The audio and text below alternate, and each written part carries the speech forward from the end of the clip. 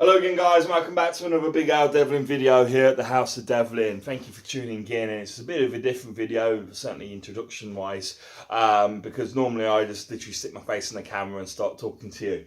But I thought I'd start off camera today because I wanted to give you a chance to spot the elephant in the room, so to speak.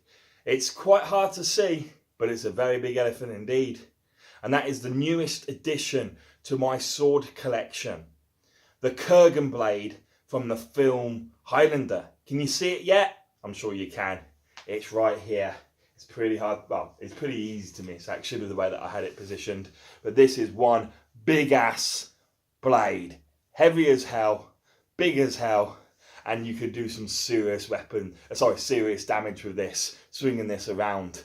And having this blade in your hand really, as a fan of the movie that it is a replica of the props that they used in that movie, as a fan of that movie, I can tell you now, I now understand with complete understanding and unity why the Kurgan fights as he does, why he fights with brute strength and complete ferocity. This is a weapon that, because of its weight and because of its size, is very, very hard to use with finesse and skill in with fancy moves and riposts and stuff like this. This weapon has one function only: to be swung at the enemy as hard and as fast as you can to decapitate them or to remove limbs. But obviously, of course, in the film Highlander, the purpose is to decapitate your enemies as quickly as possible. And you can see exactly why the Kurgan would really basically want to have a weapon like this by his side. Now, in the movie, he does, in fact, assemble the weapon in a very famous scene within the movie where he takes it apart and puts it together out of a briefcase to make it easy to sort of carry around. This is a single solid sword. I'll get into specifications later on, but that is because, simply speaking, it is a movie, guys, and assembling a sword is fantasy. You can't do it. You can't assemble a sword, okay, and have a sword that is usable, because as soon as it goes and hits something with resistance, it's going to shatter into the pieces that you've assembled it with. Essentially, there's going to be essentially weak points along the blade, which is something you just simply can't do. Now, this blade is not just a simple wall hanger. This is not to go on display. It is made of forged steel in some respects. It's not completely forged steel, but I'll go over the steel now with you and the specifications of the blade. But I might as well get into a little bit more comfy position, because this blade is heavy and hard to hold. And I have the flu at the moment, so I don't particularly want to sit there holding a heavy ass blade getting tired whilst I've got a bit of a fever. Okay, so basically, guys, first of all, I just want you to just look at the beauty of this weapon. I'm trying to hold it in such a way where I don't cut my hands. It hasn't been sharpened in theory, but it is still got quite a good edge to it. And because of its weight, I can feel that pressing down on my fingers, and the point is sharp. If you stuck that towards something, it would go through it. The sword itself could be very easily sharpened with a power sharpener, or by hand if you were, had a few weeks available to you where you were bored and had nothing to do. It's a big blade. It would take a lot to sharpen this by hand. So if you do want to get your own and sharpen it, it's doable. It's definitely something that you could sharpen, but it depends whether you want to do that or not, because this blade is so heavy and so cumbersome that if it falls, and it's going to do damage regardless if you keep it blunt or not. But if it falls and it's got an edge and it lands on something that you would rather keep on your body, well, you got to say goodbye to that thing that's on your body. That's all I'm saying. If you sharpen it, you are putting yourself and others at risk. But if you store it correctly, then go ahead. That's down to you. It's something that I'm going to consider doing, but at the moment I'm quite happy with the way it is, and I certainly don't want to take away from any effect on it. Now, one of the cool things about the sword is, I did mention earlier that of course it can't be assembled or disassembled in the way that the Kurgan used it in the film for transportation purposes. However, it does have the blade catchers on the hilt like that come out simply by use by hand, so you can have that really cool spike like profile around the hilt. And to put them back, you simply put them back by hand, and they're really quite sturdy. There's no real rock in them whatsoever. They've been quite nicely attached. The blade itself is a single piece. That is to say, from point down to pommel, it is full tang. So basically this shouldn't get loose. The only things that could get damaged or get loose are the blade catchers, the spikes that you pull out here. Over time may become loose, and of course the leather around the hilt, because it's been leather bound, might come loose or get damaged over time. But in theory, other than that, and the hilt I suppose could come off, but in theory, other than that, the blade itself is a single piece, a single masterpiece essentially. It is a beautifully made weapon, I will give it that. And I hope you can at least, even if, you know, when I read you the specifications now, you go, well, historically that's incorrect. Yeah, of course, this is a historically incorrect weapon. They would never use a weapon like this. Maybe someone like Hathor Bjornsson, who plays the Mountain in Game of Thrones, could wield a weapon like this because he is so big and so strong, and wielding a blade like this, well, it would be pretty piecemeal to him. But even he would probably go for something a little bit lighter than this, just because, well, it's nice to have finesse. But to be honest, if you aren't the best or most skilled swordsman out there, but you do have a hell of a lot of strength, a hell of a lot of size, then taking a blade like this, to be honest, I wouldn't see it as a bad thing. It's playing to your strengths. As long as you've got, you know, if you were to be teleported back to an old medieval battlefield, for example, as long as you've got very tough armour, preferably full plate. Oh, that hurt my fingers then. Lifting that up.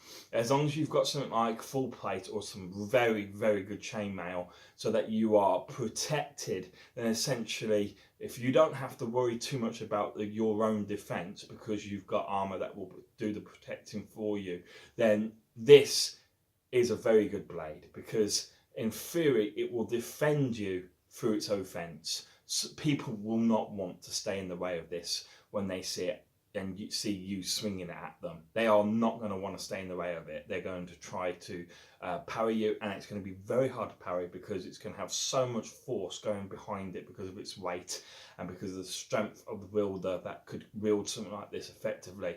This is exactly why the Kurgan fights the way he does.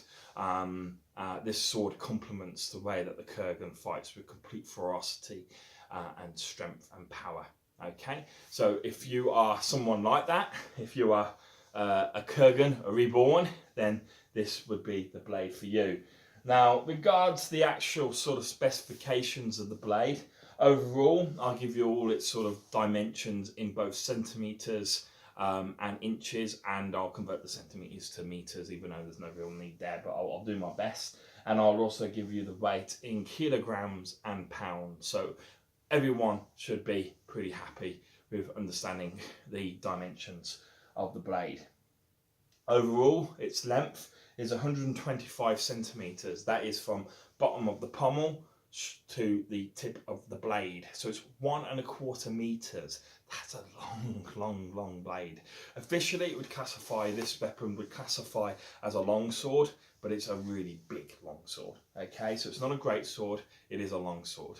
Okay, it is 125 centimetres, which in inches is 50 inches. That's a big ass blade. That is one big ass blade. Okay, in the actual blade length itself, so going from the tip of the hilt to the tip of the blade, so taking the handle aspect out of and the pommel aspect out of the equation, we have a total length of 97 centimetres or 0.97 metres, and that is 38 inches in length for the blade. Okay, so most long swords that I've seen are, and I tend to go for the bigger blades out there, are around about 38 inches in full length. Just my sort of experience of it. So a long sword is normally 38 inches in length, but this is 38 inches in just the blade alone, not including the handle. So yeah, normally that would be a long sword, okay? But with the handle on top, it makes it extra big. Okay, you can see the size of the blade in that respect. It weighs 3 kilograms, which is not, you know, as I say, look, I can hold that out. It's not the easiest thing to hold. Obviously, I've got a reasonable amount of strength to hold that, but it is doable. 3 kilograms, it doesn't sound like a lot, but trust me, if you've ever held a sword before, you'll understand that 3 kilograms, which is 6.6 pounds, that's quite a lot of weight, especially over such a long blade. You really feel that, especially when it's not got a huge amount of weight down by the handle. It's not exactly, it's actually not too badly. It's balanced actually quite near the handle, to be fair. It should be balanced sort of about here across the hilt aspect essentially, but it's balanced really at the top of where the blade catchers are. So just basically a sort of hand's width above, around about here is where it's balanced. So it's not actually badly balanced, but it does feel heavy. But I don't know, yeah, you can move it around with to some degree. Anyway, I hope you like the weapon. I hope you find it as beautiful as I do. I'm going to try and stand up with it now and show you the blade in different positions. Okay, and the mark of the forge is on the blade there. Okay, if you can see it, there you go. Okay, marking it as a Toledo steel marto blade. Oh yes, the steel itself is 420 stainless steel. Now, normally I wouldn't go for stainless steel weapons because I see them as wall hanger blades. Stainless steel will shatter when struck by a high carbon steel weapon. So if you were to go into a blade fight with standard stainless steel, if you were to be transported, as I say, to the medieval times or any time really when swords were used commonly, and you were to take this sword and swing it against another weapon and they were to clash and their weapon was forged steel and yours is, you know, stainless steel like you get on a kitchen knife, for example, then your sword will be damaged quite badly by that other sword. The other sword will cut into your steel because your steel is a lot softer than the steel that they will be using, and it could literally shatter the blade. However, 420 stainless steel, which has been heat treated, is on the lowest side regards quality of forged steel. It actually does qualify and count regards its HRC rating, which I think is 58 if I remember correctly, but it's in the high 50s. It is a hard blade. This steel is actually as hard as some forged steel blades. Not the hardest of them, but it does actually have some spring in it as well. I won't be showing this on camera, but if I was to place this down and kind of push into the ground, I will try to show you it. You can see my hand there where I'm pushing against it. Okay, you can see the blade does bend. It has a spring aspect to it, so it's a bit like spring steel in some respects.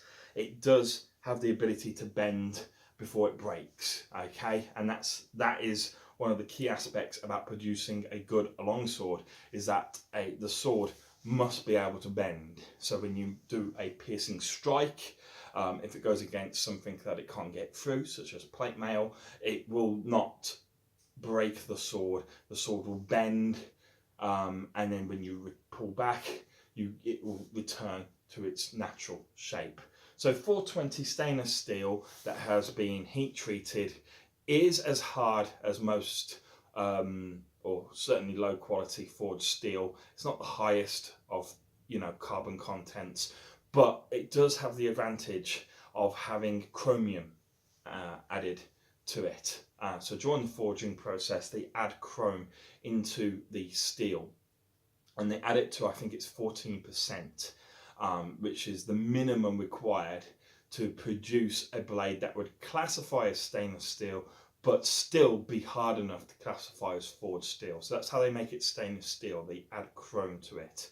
As a result, this blade will not rust in the same manner that stainless steel does not rust. You know, it is resistant to corrosive damage. Now, that's not to say that it won't rust if you throw it into the sea and leave it for 10 years unattended. Yeah, it's not gonna look pretty by the end of that. But regards general maintenance, this is not like, for example, if you look at my other weapons that I have, which are typically pattern welded steel or forged steel. Regards to the antique weapons that I possess, this will not rust in the same way and doesn't require the same sort of level of care, which is something which is quite nice for me, because I do actually have to sort of, have to polish and wax and oil up the blades that are pattern welded, for example, every month virtually, just to keep them in good nick, and I have to store them very well indeed. Whereas this, I can be a little bit more relaxed with, which is nice. So what I'm going to do, I'm going to stand up. To do that, I need to be careful because my dog is around, so I don't want him to run into the room and impale himself on the sword. I'm going to put the camera back just a little bit, because you won't see me otherwise. And I'm going to stand up. You still can't see my head. Okay. It's the problem of being quite tall. Oops. I do apologise for this, guys. It's not the most professional video I've done, but we may do. So the sword itself, if I was to place it down like so, okay, the point is in the ground at the moment, into the carpet, and I'm 6'3", okay, so you can see how high up it goes up against someone of my height. Oops, just make sure I haven't damaged the carpet. As you can see, it is something that someone like myself at least can hold out, especially if I brace the handle against my forearm. It's actually quite easy to hold down. I could hold it for some period of time. However, obviously being a longsword, you are going to hold it two-handed, so I just make sure I don't take the chandelier or anything like that. So you would hold it two-handed. I'm not trained in longsword or anything, guys, but I'm just trying to show you, how you would use it. And that's about as much as I can swing before I hit the ceiling. So you can see it would be a problem in a close quarter combat, in the sense that you do need space to swing this. But if you've got space, this blade is a very, very deadly and scary blade indeed. That's enough from me. I hope you enjoyed the video. I have something to say. It is better to burn out than to fade away. Bye-bye, pretty.